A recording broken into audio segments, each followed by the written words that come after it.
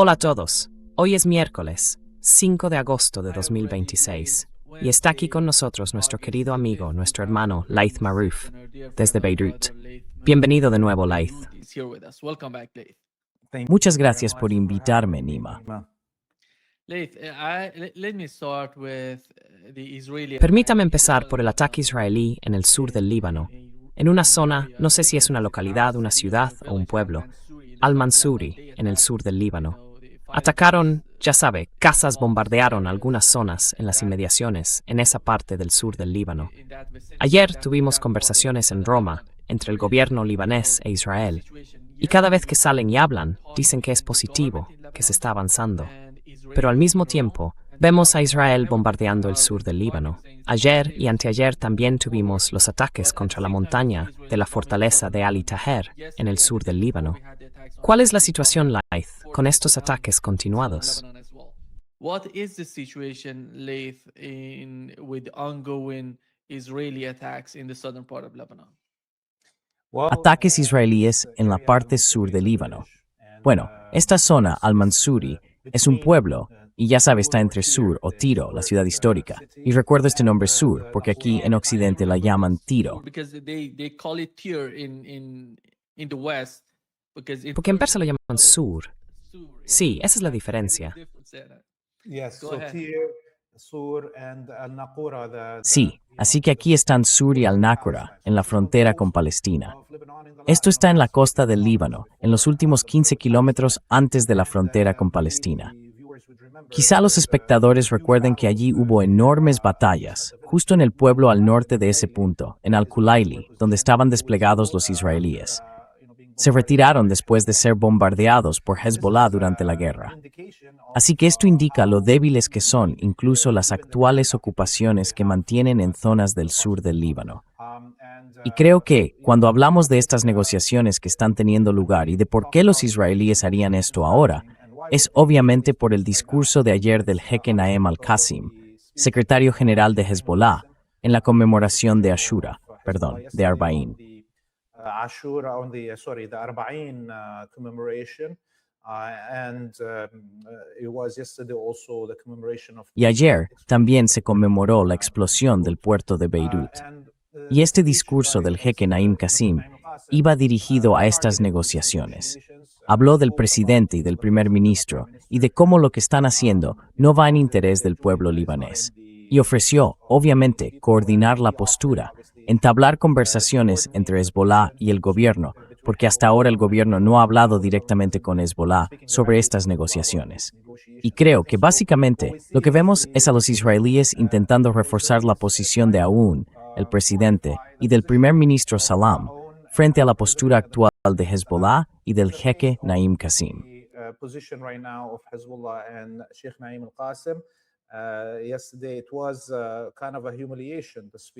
Ayer, el discurso del jeque Naim Qasem fue una especie de humillación. Vimos al primer ministro responder al jeque Naim Qasem en un tuit bastante confrontativo. Así que realmente podemos situarlo en ese contexto. No creo que el ataque que llevaron a cabo tenga ningún valor militar, porque no hay combates en esa zona.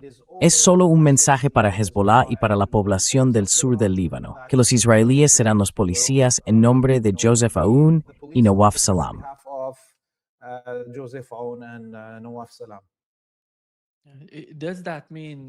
Eso significa que están tratando de provocar a Hezbollah para que los ataque. Es decir, un intento por parte de los israelíes de forzar de algún modo que los ataquen, de obligar a Hezbollah a atacarlos.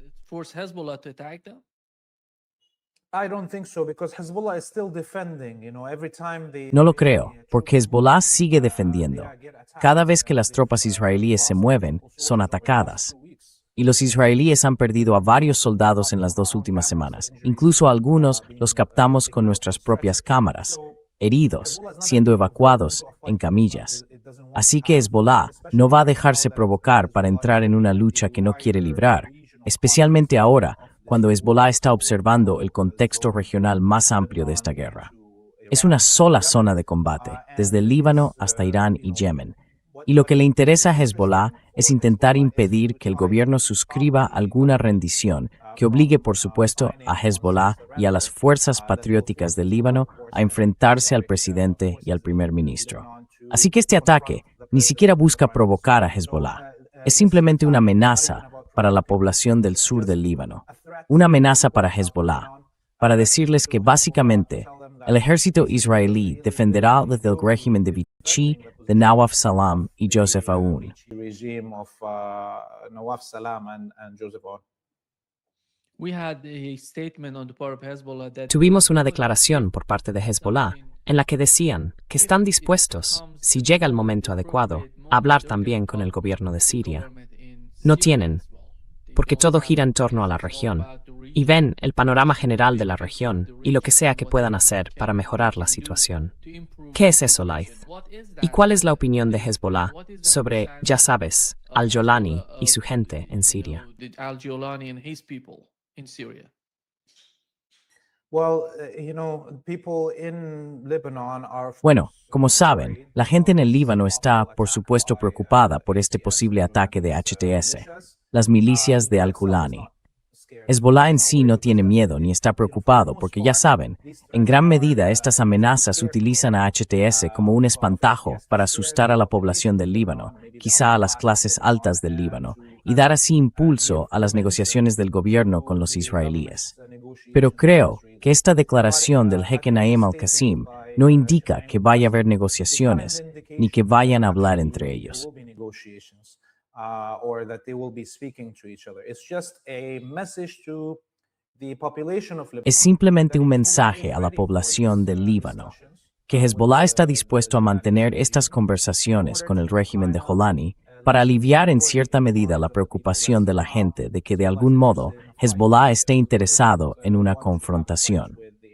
Hezbollah no quiere tener una confrontación con HTS ni con el régimen de Jolani en este momento. Así que creo que muchos de los mensajes transmitidos ayer en el discurso del jeque Naim Qassim iban dirigidos a la población del Líbano para despejar algunas de sus preocupaciones. ¿Vendrá al-Jolani a hablar con Hezbollah? Lo dudo. ¿Pero atacará a HT al Líbano? También lo dudo.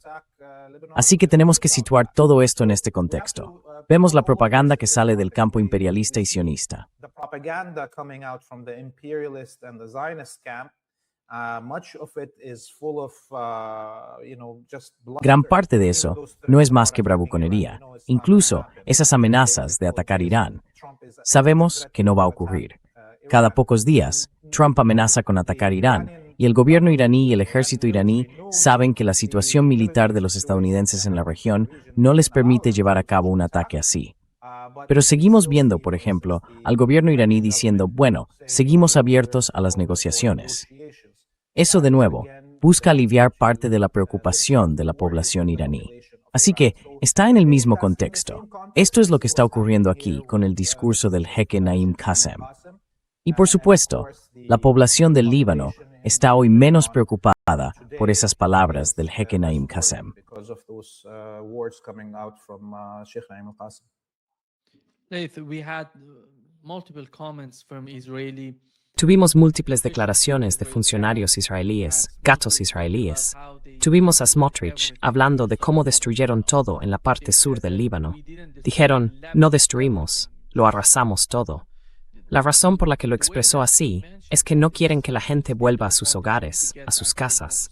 Y es esa una especie de pensamiento delirante por parte de Israel, que destruyendo estas aldeas, estas ciudades y pueblos, la gente no va a regresar, y ellos se van a quedar allí para siempre.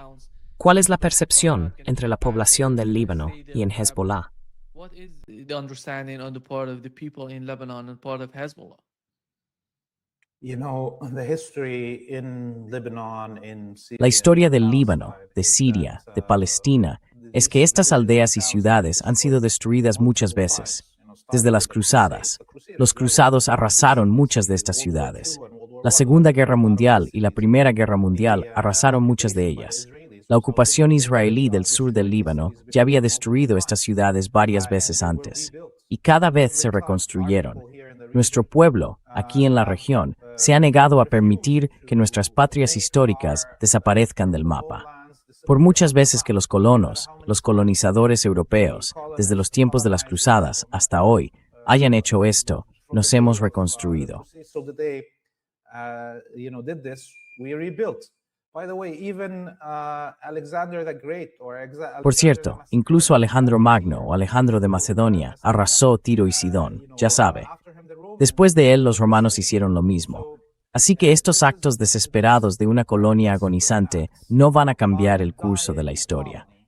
Y la gente del sur del Líbano volverá y reconstruirá cada mezquita, cada iglesia, cada lugar histórico, cada casa, y se quedará cuando Israel deje de existir. Y seremos nosotros quienes borremos del mapa los nombres de esas colonias judías en nuestra tierra, que han profanado nuestra tierra durante los últimos 80 años. Y devolveremos los nombres originales, a esos pueblos de Palestina y del sur del Líbano que han sido borrados.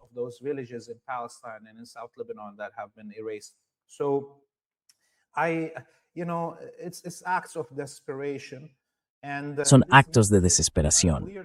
Y este mensaje de los sionistas va dirigido claramente a su propia población.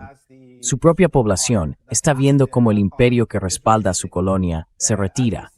Ven a la República Islámica de Irán, a Hezbollah y a Yemen, todos ellos logrando avances tecnológicos que les permiten derrotar a esta colonia judía y derrotar a sus amos imperialistas. Son preocupaciones claramente presentes en la mente de estos colonos. Y cuando Smotrich, Ben-Gvir, Evelyn Stroke, Ristep Porkovtselkom Dwestegnalas, Adestetst Miem Plath, Score.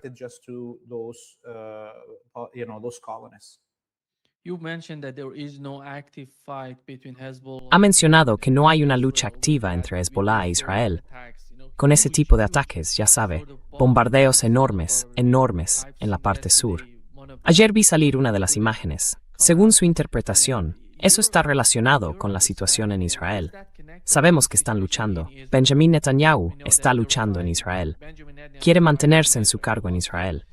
Eso es muy importante para él. ¿Cómo se relaciona eso con lo que está ocurriendo en el sur del Líbano, con estos bombardeos?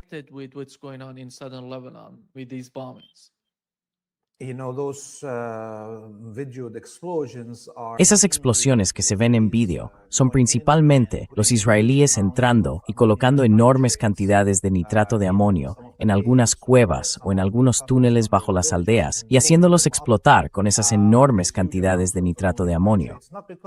No porque, ya sabe, no pudieran destruir esos, túneles o lo que fuera con una cantidad menor de explosivos, sino todo por la propaganda, para grabar esa explosión en video y hacer que todo el mundo dentro del Líbano se asuste o se sienta realmente triste por esta destrucción. Y al mismo tiempo, para dar a los colonos en Israel la sensación de que su ejército está logrando algunos éxitos. Y eso se debe, por supuesto, a las grandes pérdidas que han sufrido en el campo de batalla contra Hezbollah, en el campo de batalla contra Irán y en el campo de batalla contra Yemen. In the battlefield against Iran, in the battlefield against Yemen. And so these colonists, Y así, estos colonos han visto, durante los últimos 2 años, una derrota tras otra. Por eso, todo el valor de estos videos propagandísticos de grandes explosiones que no cambian nada, ¿verdad? Estos túneles, estos búnkeres, o lo que sean, pueden construirse muy rápido. No es algo difícil de hacer. Así que todo el valor de estos videos consiste en dirigirse a los colonos. Y como mencionabas, las elecciones se acercan en la colonia. Y dado que hasta ahora, Netanyahu y su camarilla no han logrado ninguna victoria militar contra el eje de la resistencia, este es el intento de Netanyahu de mostrar alguna victoria que, por supuesto, está vacía de realidad. No cambia en absoluto el frente de batalla.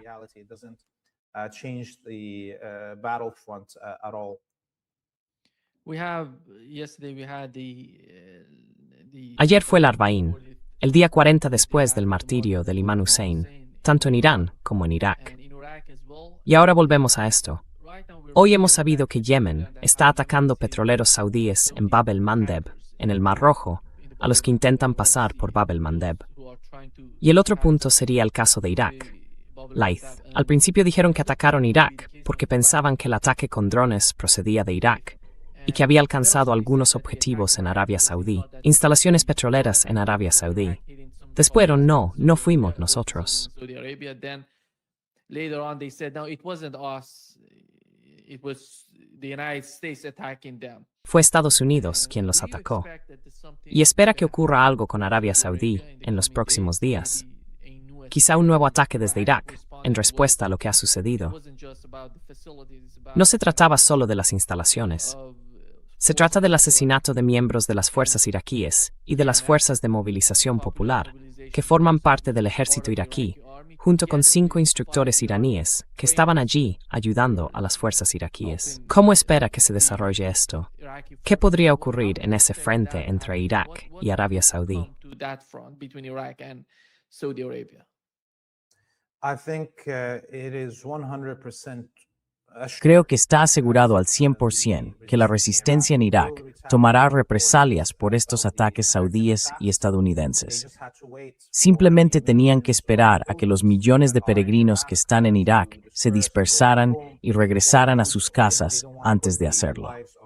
No quieren poner en riesgo la vida de estos peregrinos, especialmente porque, además de lo que usted mencionó sobre los mártires entre los instructores iraníes y o la dirección de las FMP, hubo peregrinos at the Tursa Tafors fronterizo entre Irak, en Nayaf y Kerbala.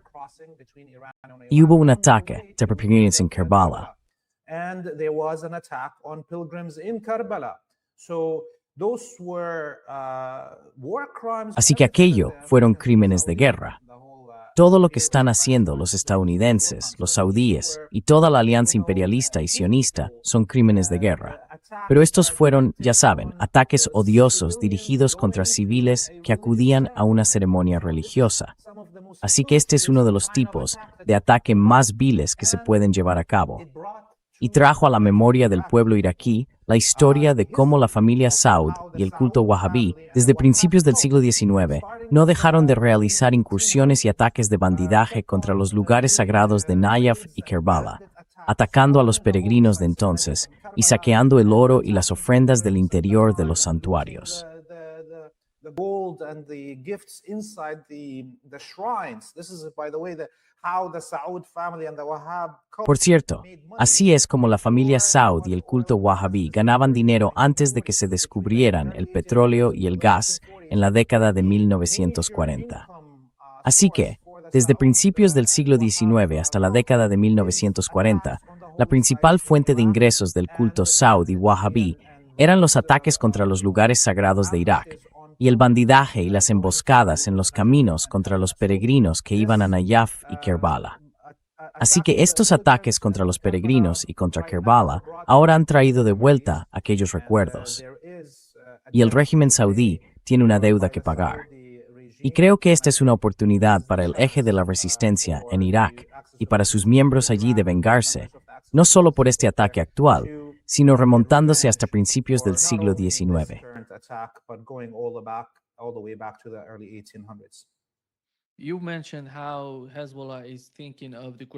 Mencionaba cómo Hezbollah está pensando en la gran estrategia de toda la región. Se trata de Irán, Yemen, el eje de la resistencia en Irak, de que todos se reúnan y decidan cuál sería el siguiente paso, cuál sería su próximo movimiento.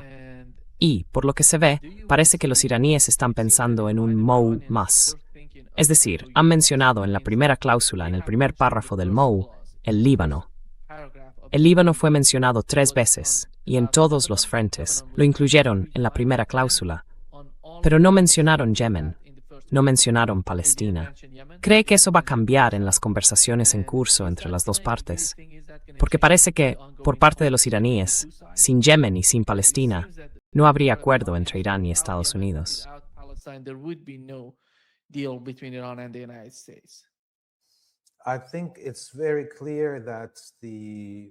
Creo que está muy claro que el sabio liderazgo de la República Islámica de Irán, empezando por el Ayatollah Mujtaba Khamenei y los mandos militares, tiene una postura de principios que, de hecho, hace que el gobierno iraní y los dirigentes iraníes sean legítimos a ojos de su propio pueblo. Y esa postura de principios consiste en plantarse frente a los opresores y defender a los oprimidos siempre que se pueda. Y eso es lo que ha estado ocurriendo. Irán podría haber sido otra Arabia Saudí u otros Emiratos si hubiera vendido al pueblo palestino, al pueblo yemení o al pueblo libanés. Así que esto no tengo ninguna duda al respecto. there's no question in my mind. I have no doubt at all that Iran, No tengo ninguna duda de que Irán, como nación, y su liderazgo y sus fuerzas armadas llegarán tan lejos como puedan para ayudar en la liberación de Palestina y llevar justicia al pueblo del Líbano y de Yemen. Y por eso, precisamente, hay tanto cariño hacia Irán y hacia su liderazgo a escala mundial. Así que dudo que vaya a haber algún cambio en la postura de Irán. Y al mismo tiempo, dudo que los estadounidenses acepten nada. Como vemos, siguen incumpliendo cualquier acuerdo que firman. Siguen pensando que todavía son la superpotencia número uno, como si acabaran de salir de la Segunda Guerra Mundial, cuando en realidad, como vemos en los informes del ejército estadounidense, se han quedado sin todos sus misiles PRISM y ATAC-MS. Apenas les queda nada en sus reservas. El 80% de sus defensas aéreas, ya sabes, han desaparecido.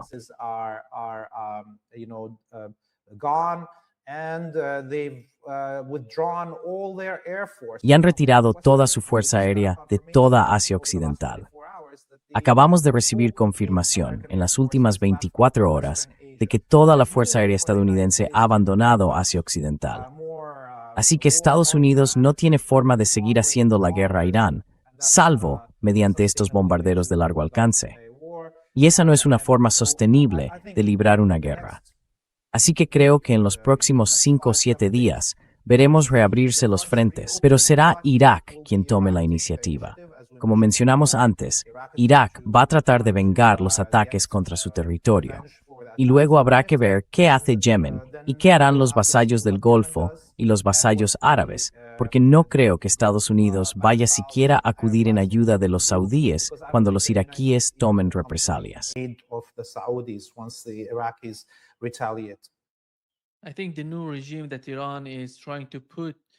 Creo que el nuevo régimen que Irán está tratando de imponer en el estrecho de Hormuz, con el nuevo mecanismo, consiste en que Irán controle la entrada y también lo que sale de ese estrecho. Eso significa que Irán, literalmente, va a controlar todo lo que entra y todo lo que sale. Así que sería imposible para Donald Trump, o para cualquiera en Estados Unidos, enviar más armas o radares utilizando el estrecho de Hormuz. Podrían usar aviones para llevar las armas a la región. Pero al fin y al cabo, viendo lo que está pasando, por ejemplo, en Irak, en mi opinión, uno de los mejores ejemplos del intento de Estados Unidos de manipular dentro de Irán es Irak. Porque en la parte norte de Irak, si podemos llamarla el norte, tienen a los grupos separatistas, el pueblo kurdo o los grupos kurdos. No podemos meterlos a todos en el mismo saco, porque la gente de alguna manera es diferente en esa región.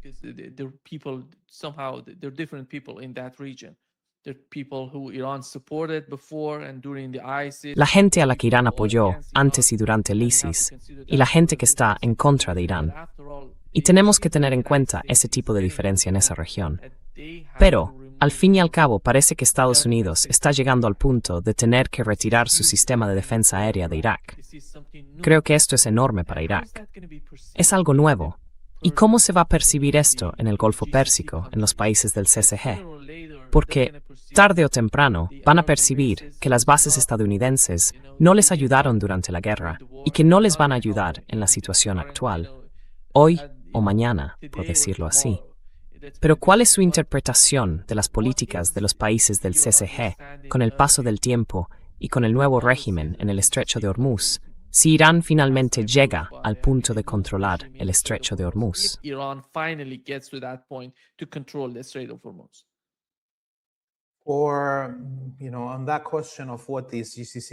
O sobre la cuestión de qué están pensando estos países del CCG mientras ocurre todo esto, uno puede imaginarse que al ver cómo Estados Unidos abandona Irak y retira de la región toda su fuerza aérea, y cómo las defensas aéreas adicionales que tiene se destinan a defender la colonia judía, ahora mismo todos deben de estar necesitados de pañales.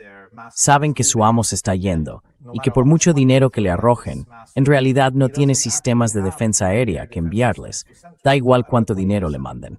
Así que creo que la realidad está empezando a calar en la mente de estos regímenes. ¿Abandonarán realmente su alianza con los sionistas y con Estados Unidos? Esa es la gran pregunta. Creo que de todos los países del CCG, Omán ha sido el más inteligente.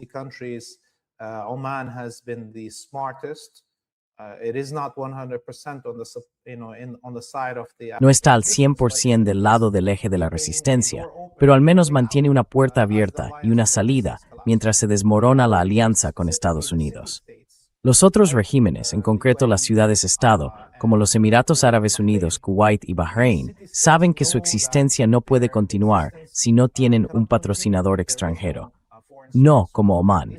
Omán es una civilización en sí misma, o una subcultura que ha tenido un estado durante cientos de años. Kuwait, Bahrein y los Emiratos Árabes no existían antes de los años 70. Así que esos muy probablemente lo tendrán difícil para cambiar de bando. Y quizá Qatar sea un poco más inteligente. Quizá el régimen saudí también sea un poco más inteligente. Esa es la gran pregunta. No sé cómo responderla. Por supuesto, todo esto está en solo el Todopoderoso conocerá el futuro. Only the Almighty will know the future. And going back to North Iraq. Y volviendo a la región kurda del norte de Irak, me impresionó la increíble noticia confirmada por las Fuerzas Armadas iraníes. Fuerzas especiales del ejército iraní entraron en el Kurdistán iraquí y durante 2 semanas persiguieron a los dirigentes de los grupos separatistas kurdos que estaban recibiendo armas del régimen estadounidense. Y por supuesto, eso se combinó con un incesante bombardeo de apoyo desde el aire, mediante misiles y drones, contra los almacenes y los centros de mando y control de estos grupos kurdos. Y según las Fuerzas Armadas iraníes, las fuerzas especiales que entraron en el norte de Irak regresaron sin una sola baja, ni siquiera entre sus propias filas. Así que esta es la primera operación especial anunciada de las Fuerzas Armadas iraníes que conocemos en la historia, desde 1979, fuera de su propio territorio.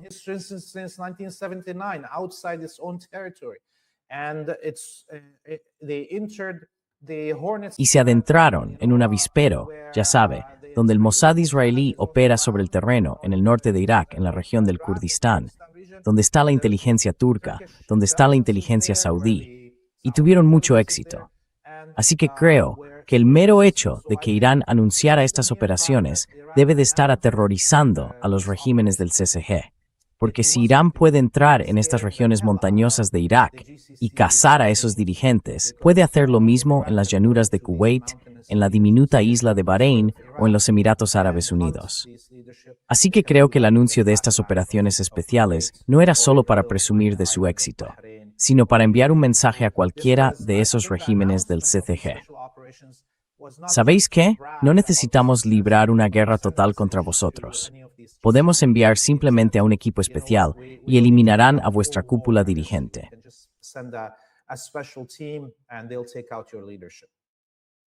Laith, what is the objective of Yemen with Laith, ¿cuál es el objetivo de Yemen con el bloqueo? Sabemos que el objetivo principal es el asedio contra Yemen y contra el pueblo yemení. Y por otro lado, Arabia Saudí está intentando utilizar sus fuerzas en Yemen. ¿Ha habido algún tipo de combate sobre el terreno en Yemen entre Arabia Saudí, Ansarullah y las otras fuerzas pro-saudíes? ¿Van a conseguir algo con las fuerzas terrestres en Yemen? ¿Y cómo ve la combinación de ambos aspectos? La forma en que Yemen lucha con el bloqueo, con los ataques, quizá con nuevos ataques en Arabia Saudí.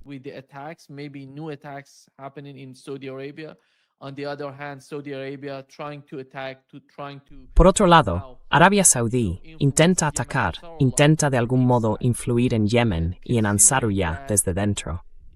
Y teniendo en cuenta que la guerra es difícil para Arabia Saudí, en cierto modo, porque no tienen el estrecho de Hormuz, no tienen Bab al-Mandab, tienen un poco el canal de Suez, pero el canal de Suez tiene sus propias dificultades, y tienen que salir de lo que está ocurriendo ahora mismo en Arabia Saudí. Tienen que encontrar algún tipo de solución. Eso va a ayudar a Yemen. Va a poner fin a este asedio que dura años y años, una década, a lo que está ocurriendo en Yemen.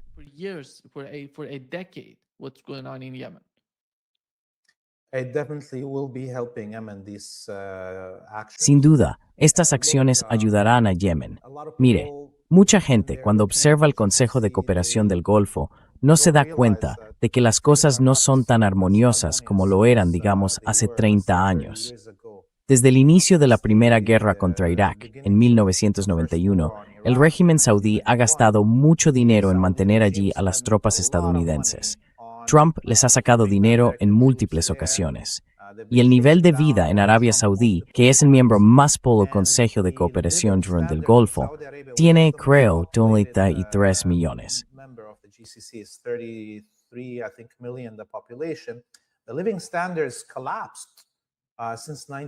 El nivel de vida se ha desplomado desde 1990. Hoy, muchos saudíes no tienen hogar, especialmente tras la destrucción masiva de los barrios pobres en la Meca, en Jeddah y en el noroeste del país, donde MBS quería construir esa Kaaba espejada o esa ciudad lineal, la ciudad de Line, esos proyectos disparatados que tenían. Así que el hecho de que ahora haya una caída en la cantidad de gas y petróleo que los saudíes pueden exportar afecta directamente y muy rápido al presupuesto del gobierno y a su capacidad por pagar a los empleados públicos. Y también ligando al régimen saudí a retirar algunas de las subvenciones al petróleo y al gas dentro del país.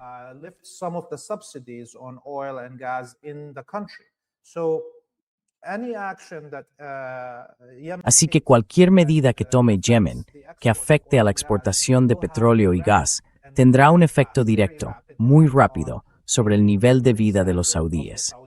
Y debido a esa reducción del dinero del que dispone el régimen saudí desde 1990, en cuanto a lo que puede gastar por esas extorsiones y por el gasto en todas las tropas estadounidenses allí desplegadas, ahora la situación es muy peligrosa para el régimen saudí. Creo que les preocupa más el caos interno dentro de Arabia Saudí que lo que pueda estar pensando la resistencia yemení. Y por eso, Yemen no necesitó hacer mucho para lograr este efecto. Con solo anunciar el cierre de Bab el-Mandeb, sin disparar una sola bala, ya se ve a los saudíes de rodillas.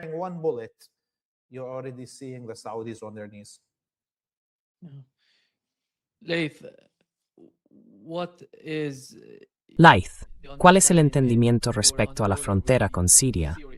Y cuando hablan de que ocurre algo entre Siria y Líbano, supongo que hoy, en la Siria actual, el gobierno turco lleva de algún modo la voz cantante. Israel cree que hoy controla el 20% de Siria. Dicen, nosotros tenemos el 5%, Turquía tiene el 20%, así que tenemos que hacer algo al respecto.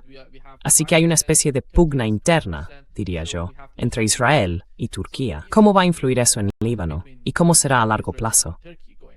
How is that going to influence Lebanon? How is that in a long run?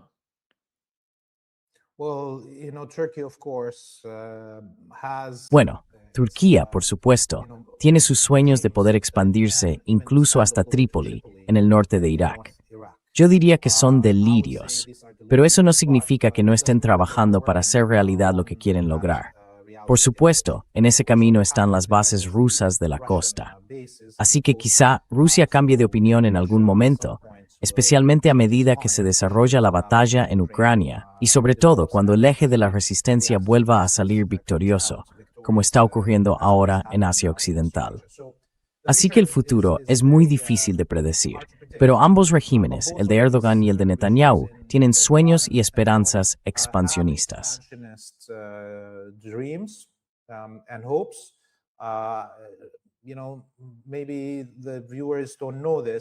Puede que los espectadores no sepan esto, pero antes de la Primera Guerra Mundial, el Imperio Otomano, en concreto la parte turca que gobernaba el Imperio Otomano, tenía mucho miedo de la revuelta árabe que se estaba gestando antes de la guerra, e intentaron crear colonias túrquicas. Empezaron a establecerlas desde, ya sabe, Tayibe o Gaziantep, intentando extenderse hasta Homs y Trípoli. Hicieron lo mismo desde Mardin, tratando de llegar a Bagdad y lograron crear algunas de estas colonias. Por eso, cuando se oye hablar de turcomanos en la región de Idlib o Alepo, se trata de colonos que fueron trasladados a lo que hoy es Siria justo antes del estallido de la Primera Guerra Mundial. Del mismo modo, cuando oímos hablar de turcomanos en Irak, son los colonos que llegaron antes de la Primera Guerra Mundial a la región de Mosul, en el norte.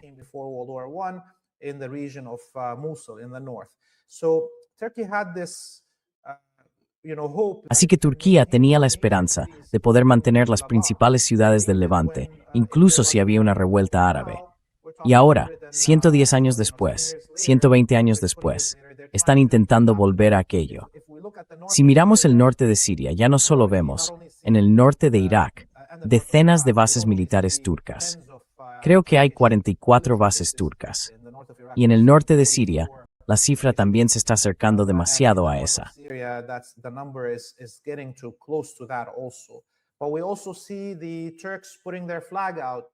Pero también vemos a los turcos desplegar su bandera o forzar a las regiones de Idlib y del norte de Irak a usar la lira turca en sus mercados.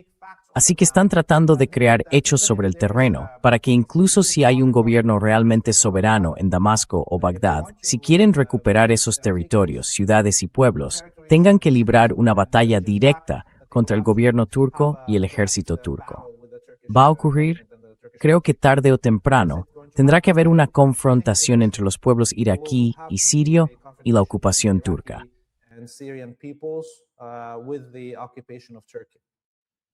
How do they feel, Laith, in Turkey about ¿Cómo se percibe en Turquía, Laith? ¿Qué opinión tienen de Hezbollah? Recuerdo que, en una ocasión, Israel dijo que iba a atacar a Hezbollah, y Erdogan dijo, si hacen esto, iremos allí, defenderemos a Hezbollah, haremos esto y aquello. No ha ocurrido nada de eso, y no se ve ningún movimiento práctico por su parte. En tu opinión, ¿cuál es la percepción de Turquía sobre Hezbollah? What is the perception of Turkey, in your opinion, of Hezbollah? Yesterday I was meeting with some Turkish friends. Ayer me reuní con unos amigos turcos que vinieron a informarnos sobre el ambiente en las calles de Turquía, sobre el clima dentro de los distintos partidos y movimientos. Erdogan tenía algo novedoso cuando volvió al poder. La gente realmente creyó. De acuerdo, aquí hay un líder musulmán que va a acabar con la opresión de los musulmanes religiosos en Turquía, cuando antes había un gobierno nacionalista laico que prohibía el hijab en las universidades y demás. E incluso el gobierno iraní acogió favorablemente el ascenso de Erdogan, esperando que Turquía se convirtiera en el equivalente suní de Irán, que los hermanos musulmanes en general, a quienes Irán apoyó durante mucho tiempo, encontraran el camino para aliarse con la República Islámica y con los movimientos revolucionarios o liberacionistas islámicos chiíes. Islamic revolutionary or liberationist movements. And of course, that all dissipated. Y por supuesto, todo eso se fue disipando poco a poco. Y lo que oímos ahora mismo en las calles de Turquía es que la gente está realmente muy frustrada. Han visto cómo se llevaba a cabo un genocidio. Ellos, como nosotros, como cada persona musulmana de este planeta, sangraban por dentro, en sus corazones, al ver el genocidio, los ataques contra el Líbano, la destrucción de Irak, los ataques contra Irán. Y la gente busca una solución. No quieren echar a Erdogan para que lleguen al poder los nacionalistas laicos que odian el Islam.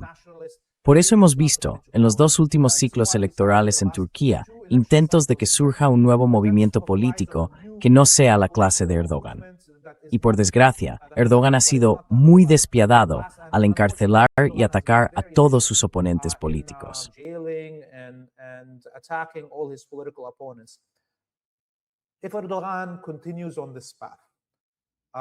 Si Erdogan sigue por este camino, creo que volverá a tener problemas, especialmente a medida que Estados Unidos se retire de Asia Occidental y solo queden las bases turcas para que las utilicen los estadounidenses. Probablemente los espectadores no lo sepan, pero casi todos los días hay manifestaciones de mujeres mayores ante las puertas de la base de Incirlik, que es la base aérea y naval más importante que la OTAN utiliza en Turquía. Son madres y abuelas. Están allí, a veces las detienen, hablando con los soldados turcos cuando entran, intentando convencerlos de que dejen de permitir que Estados Unidos e Israel utilicen el puerto y el aeropuerto. Así que eso es una gran muestra del verdadero sentir de nuestros hermanos y hermanas en Turquía.